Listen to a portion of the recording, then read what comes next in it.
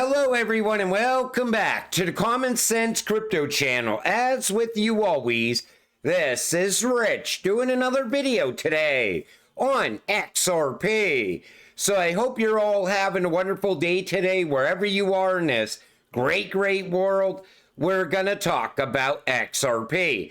And once again, this is the one-day chart. We're sitting here just under 55 cents. You know, we've been fluctuating within a penny ever since Thursday. I'm still waiting for some big catalyst to come and finally send XRP. Wow, all these events take place at the exact same time. Next week could turn out really interesting for XRP holders. So we got the BRICS Summit this week, CBOS this week, and the Federal Reserve Bank of Philadelphia FinTech Conference featuring both Brad Garlinghouse and Chris Larsen, all happening in the same week. I think something big can actually come out of this. Hopefully, we finally see XRP break out. XRP is not just a token, it's a pioneer for the future of cross-border payments. So you see, control over time. XRP is decentralized among a diverse group of validators. Bitcoin and ETH are centralized among a few mining pools. And I think that's going to be a problem going forward for both Bitcoin and Ethereum. Because there's talk now how Bitcoin is controlled by China. I don't know where they're going with this, but you see the ECB saying this. You even see the US government talking about this now, Department of Justice. And I think that's going to be a problem, but I don't think it's going to be a problem until after this run. Citi says, we are in the midst of a once-in-a-lifetime shift. Take a listen to this. Our long careers, but it does feel like we're in the midst of a once-in-a-lifetime shift. The architecture of finance, and by that I mean global currencies all the way down to payments, lending and deposits. It's unbundling bit by bit, and it's rebundling around a new, largely digital architecture. And this happened in trading over the last few decades, and it was an evolution. But what we're seeing now is more of a revolution, with new architectures supplanting old ones. And the way our industry has operated for decades, it's going to be replaced with new ways. And the scale and the speed required to serve our clients, it's of a completely different magnitude. So here at Citi, where we move over $4 trillion globally each day, where we enable clients to issue payments in 144 different currencies, where we do business in more than 160 different countries and are on the ground in nearly 100 of them, well, we have a deep appreciation for scale and agility. And we're seeing how the world is becoming more global and more local at the same time, and how it's becoming faster and how it's becoming more complex. We're reshaping our firm and our exceptional assets so that we maintain our relevancy and we continue to deliver for clients. SWIFT, as the community that underpins global flows, must make the same journey. Not just talk about it, but actually accelerate action. Because if traditional payments remain slow and comparatively clunky, as they are today, then it's a huge incentive for others to develop alternative, large-scale global payment systems that could be cheaper and much faster. Already, the convergence between new technology and shadow banking risks derailing years of our progress. There's always been unregulated financial activity, but the new technology has the potential to scale that globally to the detriment of the regulated sector and the clients and the consumers we serve. We simply can't afford the regulated sector to be perceived as technologically deficient to the unregulated sector, and that's why we must relentlessly modernise our regulated financial system through public-private partnerships and through communities that bring our industry together. Take notice she said public-private partnerships. You know Citi is working with Ripple. And take notice, she said it's a revolution. And that's what we're in. A once-in-a-lifetime opportunity to get rich off of this fourth industrial revolution. The digital age is here. And I like the way she said that SWIFT also needs to not just talk about it, but to make major upgrades happen. Because if not, SWIFT will just be replaced by something better. Everybody wants fast, cheap, and secure. They don't want slow and outdated anymore. SWIFT plus Ripple plus the best interlinking crypto and legacy payment systems. Collaboration is key in today's financial landscape. The concept of interlinking lies at the heart of initiatives from BIS, SWIFT, and Ripple, highlighting a collective effort to establish globally interoperable payment systems. BIS prioritizes the interlinking of payment infrastructure to improve cross-border transactions, while SWIFT's live trials aim to seamlessly connect legacy and crypto platforms for global payments. There you have it. And it's right in the papers. You see it right here. Interlinking crypto and legacy platforms. So whenever we talk about ISO 222, and we talk about this handful of cryptocurrencies that are going to be utilized inside of this new financial system, right away people tell you you're wrong. Only the networks are ISO compliant. Well, what do you think runs across these networks? These cryptocurrencies. And there's only a handful of them out there. But you could see where this is going already. Now, Stuart Alderoty's been very vocal about what's going on at the SEC. So he says the Second Circuit will either affirm Judge Torres or expand her ruling. The best the SEC can hope for, and it's a remote hope, is a remand. But during the SEC's failed interlocutory appeal, Judge Torres made it clear that Howey and all of Ripple's defenses, including fair notice, would then be back on the table. The fair notice standard asks if a person of ordinary intelligence was aware of what the law prohibited. The SEC could end up arguing to Judge Torres that she wasn't a person of ordinary intelligence when she ruled against them. Awkward. This case has always felt like Moby Dick with Gensler starring as Captain Ahab, but now it's starting to feel like Moby Dick meets My Cousin Vinny. What he's telling you is this: it looks like the SEC is not going to be successful going forward. And us as XRP holders, we have nothing to worry about.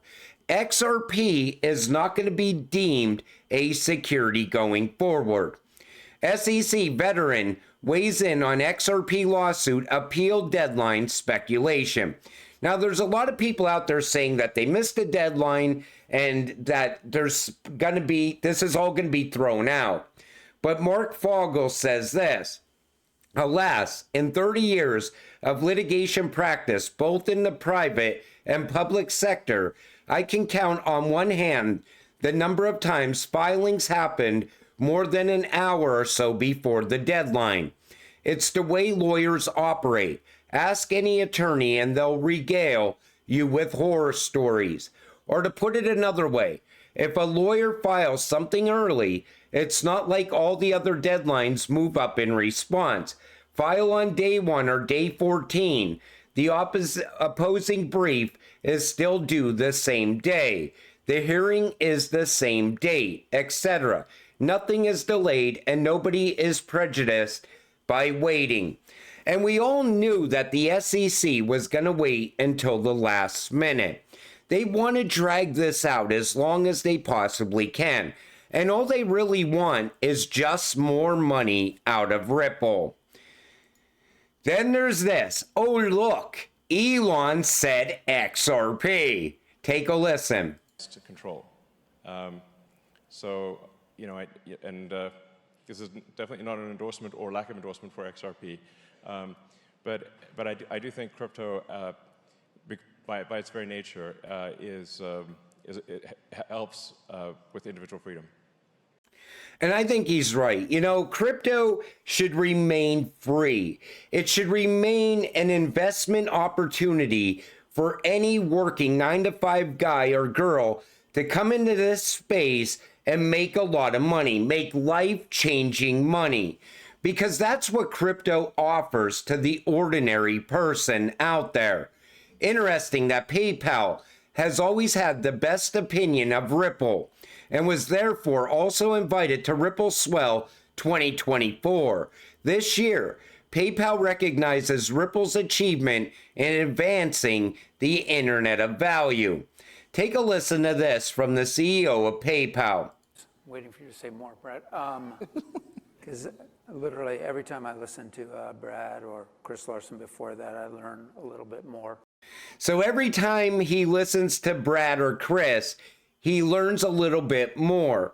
And that's the former CEO of PayPal saying that. But you know, it makes sense for PayPal and Ripple to come together. And this also brings Elon Musk back into the conversation. Elon Musk's connection to Ripple is no secret. It's always been part of the larger narrative. Remember, Elon and Peter Thiel backed OneCoin, rebranded to OpenCoin. Then Ripple, under Chris Larson's guidance, they're just setting the stage for XRP in the new financial system. Elon Musk and Ripple, a new era for XRP in digital payments. And it's ironic that X and Ripple have a lot of money transmitter license all around the United States as well. And it would make sense for Elon and Ripple to come together and, you know, create a massive payment system. It's not just the United States, and they get you even when you leave, unless you give up your citizenship, in which case you pay a capital gains exit tax on all your assets. You know, a lot of people keep saying, I'm going to move out of the United States. Well, they get you when you're leaving. I'm a U.S. citizen living and working outside of the United States for many years. Do I still need to file a U.S. tax return? Yes. If you are a U.S. citizen or a resident alien living outside the United States, your worldwide income is subject to U.S. income tax, regardless of where you live. And I think you still got to pay taxes the first year once you leave, even if you give up your citizenship as well. But you know, France is now doing the same thing. France has officially adopted citizenship-based taxation. The amendment was just approved. It will tax French citizens on global income if they move to a region with tax 50% lower than France's. France is only the third nation on earth to do this. The US is another one of those nations. And you know, what it is this. They're trying to raise capital gains now. You know, when you say level the playing field, it means multiple things. It depends on who's saying it. Like when we talk about leveling the playing field and giving everyone access to the new financial system, all it is giving everyone a fair shot at taking part of the new economy. When the U.S. says level the playing field, I somehow think that in there is hidden is redistribution of wealth. Take from the rich, give to the poor. And that's where I think they're going with that whole level the playing field idea inside the United States. But, you know, they're going to continue to raise taxes because they see crypto holders as another tax opportunity. They see a lot of people making a lot of money very quick in this space, and they want to make sure that they get all of that tax money.